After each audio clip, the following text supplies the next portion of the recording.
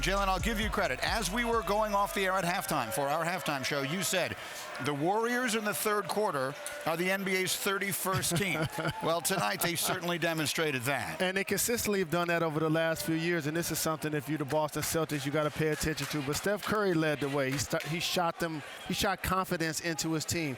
But the points off turnovers for the Golden State Warriors, that was the big difference. 33 big points off turnovers. When you're playing on the road in the NBA Finals, you just can't win like that.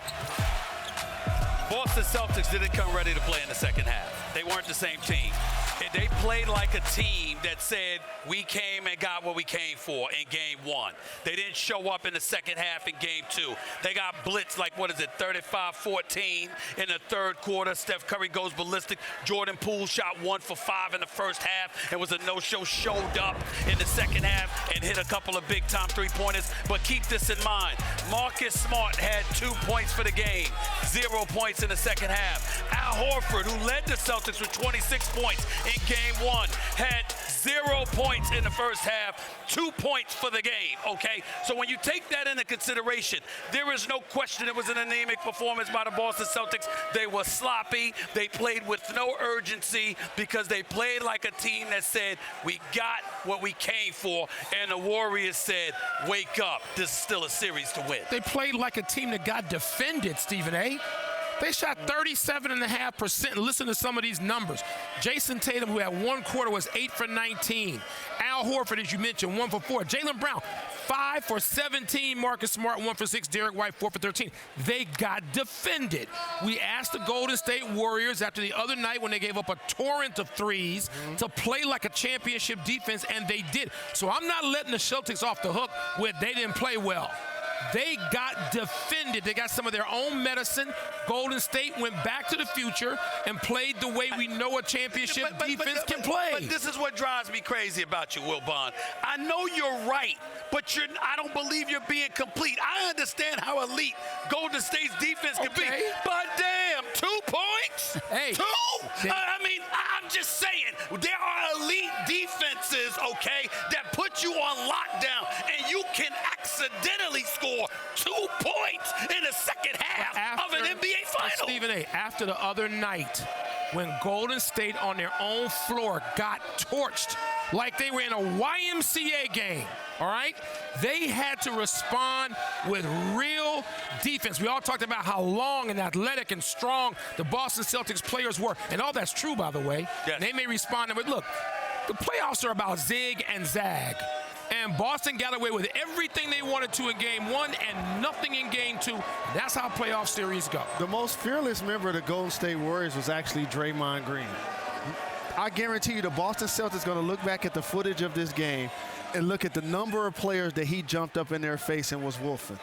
They're going to show that because that level of toughness and leadership, that carried against Al Horford. It carried against Robert Williams III. Let me just say this out loud. Time Lord is injured, and it's going to be interesting to see if Robert Williams III can actually finish this series. He was out there limping, and I applaud him for trying to play. And Grant Williams got to play through the officiating. But Draymond Green, normally when a guy has a technical, Stephen A., Wilbon, and Greeny, they're not doing this. They're not doing this. The reason why he's doing that, he understood a sense of urgency, and he knew his team needed that toughness. That was late in the second quarter.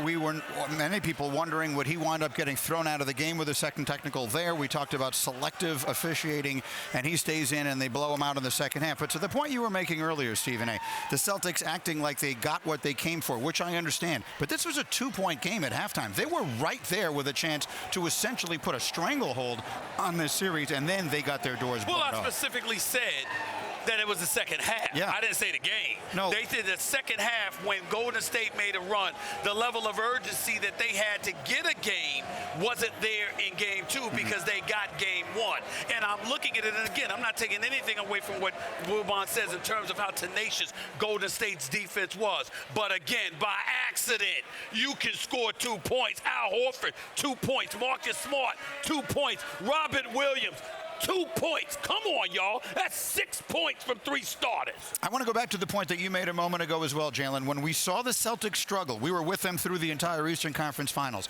They turned the ball over a lot. Tonight, the edge in points off turnovers was Warriors by 18. They win the game by 19. It's not a coincidence. Points off turnovers, what does that do? It allows the Golden State Warriors to get out in transition, play against play with an open floor, get open shots in transition, and get layups. We are enamored by the Golden State Warriors three-point shooting because they have the Splash Brothers. But what they continue to do is always get layups. And this is why coming into this game, I was like, if the Celtics going to win game 2 in a row, it has to be their best players. Jaylen Brown and Jason Tatum first half had 36 points. Second half, they had 9 points. The role players got them that win in game 1. Stars would have got it done in game 2. What I find amazing, and I'll throw this to you, Wilbon, what I find amazing is with Brown and Tatum, they can't seem to put back-to-back games together. One does it one game, the next guy does it the next game, et cetera, et cetera. They can't seem to put back-to-back elite games together for each other. That's going to be interesting. Well, you know what, Stephen, that's a great observation. And when we start examining why, I mean, this sounds so harsh to say this when they're in the finals.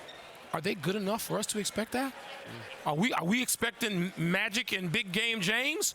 Are we going to expect that? Are we going to expect Michael and Scotty? We're going to expect Larry and Robert McHale and Chief and DJ? Is that fair? How about the Jason Tatum that showed up in Game 6 at Milwaukee? Okay, is that? I mean, it's not like they haven't done it. Remember, we're not asking if he can show up one game. We're asking if we can get back-to-backs. I don't know the answer to that yet. I think these series help you answer that. I'll tell you what else the Celtics have not done. They've not lost back-to-back games in this postseason at all. So the expectation is for them to bounce back in a big way Wednesday night in Game 3. Thanks for watching ESPN on YouTube. For live streaming sports and premium content, subscribe to ESPN+.